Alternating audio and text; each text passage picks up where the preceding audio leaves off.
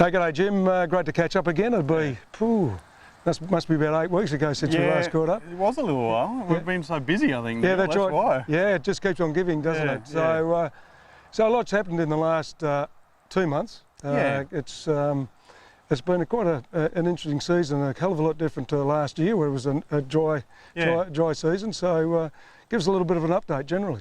Yeah, look, season sort of climate and weather-wise, it's a nice season. It's been reasonably mild. It's been pretty cool, so things are a little bit behind.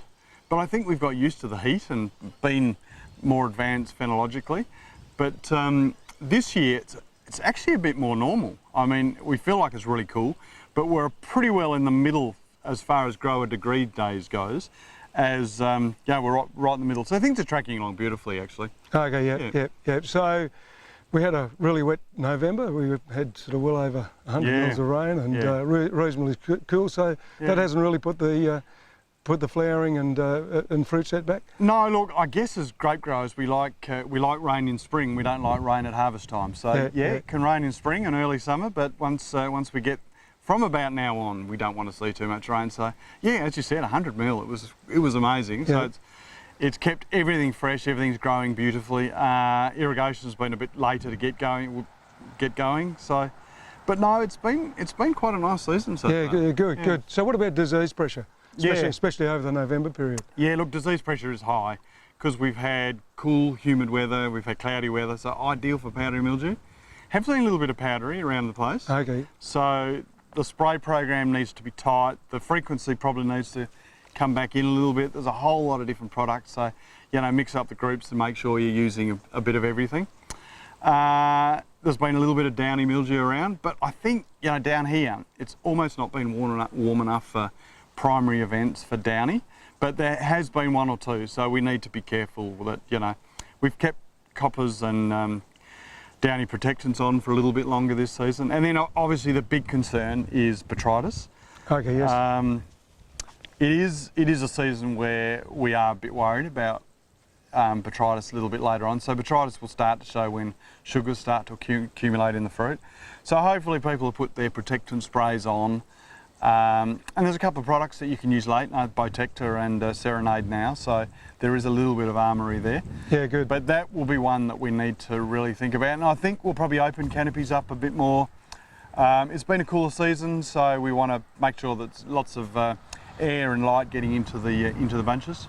So the Cabernet we talked about a bit earlier, it's set quite evenly. And we're talking about opening the canopies up this year, so we reduce that disease pressure a little bit. And because it's a cool year, we want good radiation on those bunches to even up ripening. So at the moment we're trimming canopies, and we're pretty well pea-sized now. So we're going to start a little bit of leaf plucking on the cooler side of crops like Cabernet. And then once there's some that are a little bit behind, once we start colouring up, we'll start a bit of thinning on those crops as well. Okay, Jim, a little bit of advice. We're only 4 days away from Christmas, and most people will go on holidays. They pull the armchair out and go to the fridge. Yeah. And this is quite an interesting time where some people may take their eye off the ball in regard to disease pressure. Yep. No, absolutely, Neil. It's interesting. The week before Christmas is when people ring up and they find powdery. So I'd have a good look for powdery early this week. Okay, yeah. And get your protectant sprays on. Be a little bit careful with rates of sulphur, because sulphur does burn when it's hot and humid. And there is some heat coming, and there is a bit of humidity around because of all the soil moisture.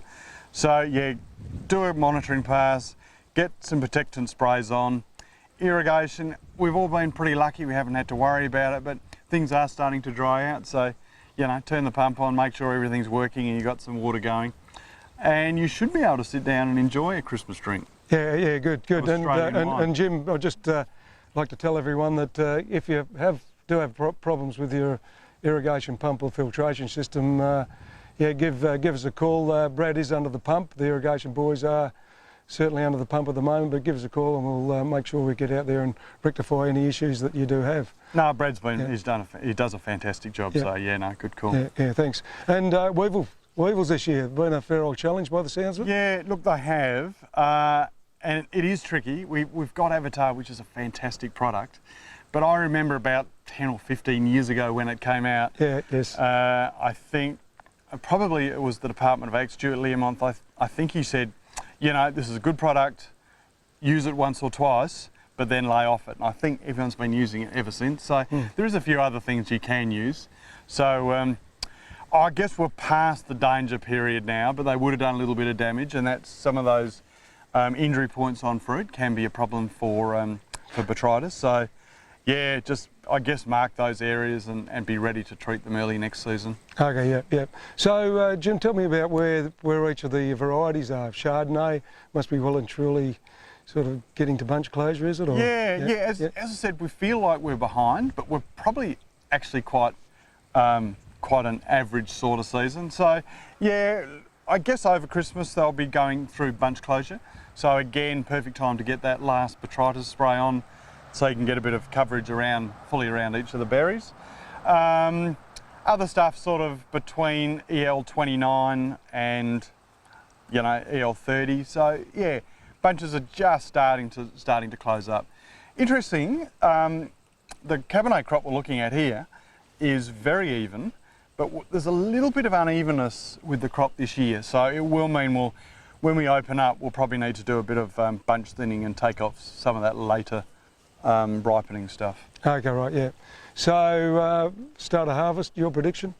Oh, I reckon a couple of weeks later than last year. I reckon we won't get going properly until, a week into March. Okay, yeah, we'll probably do a bit of early stuff like we always do in late February, but I don't think we'll see a lot of stuff until early March this year. Yeah. So, and no indication yet on how much red gum flowering we have. It's a pretty good year last year. It's fairly, it comes and goes, so we might have a tougher season for flowering and bird pressure this year. So yeah, again, I get just, that's the thing we'll be looking out for. Normally over Christmas, we're sort of getting ready to get bird net on, but this year we'll have an extra week or two to get organised for getting bird nets right. Yeah, good. Yeah, we've got a container of bird netting coming in, so that's due in early January. So if you are looking for bird netting, make sure you give us a call and secure some.